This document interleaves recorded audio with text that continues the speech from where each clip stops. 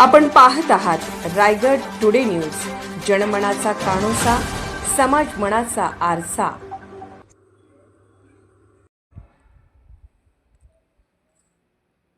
नवनिर्वाचित जिल्हा परिषद सदस्य सुमितदादा काते व शिवसेना रोहा उपतालुका प्रमुख मनोजदादा खांडेकर यांच्या शुभ हस्ते फेडबॅक नागोठाणे शाखेचे शानदार उद्घाटन।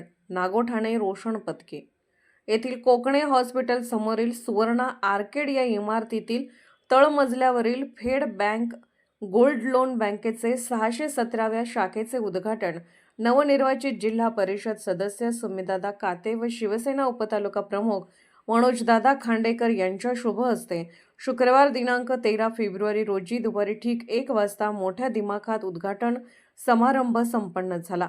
सर्वप्रथम मान्यवरांच्या हस्ते दीप प्रज्वलित करून श्री गणेश पूजन करण्यात आले। यावेळी नागोठाणे शाखेच्या वतीने सुमितदादा काते व मनोजदादा खांडेकर आदींसह उपस्थित सर्व मान्यवरांचा सत्कार करण्यात आला। या उद्घाटन कार्यक्रमासमयी सुमितदादा काते व मनोजदादा खांडेकर यांच्यासह दिनेश झोलगे, संदेश शेवाळे, व्यावसायिक मयूर नाईक, रवी विश्वकर्मा, अमोल राधाकृष्ण, एस राजेश साबळे, नामदेव शिंदे, तेजस आठवले, मीत शहा आदी मान्यवर प्रमुख पाहुणे म्हणून उपस्थित होते।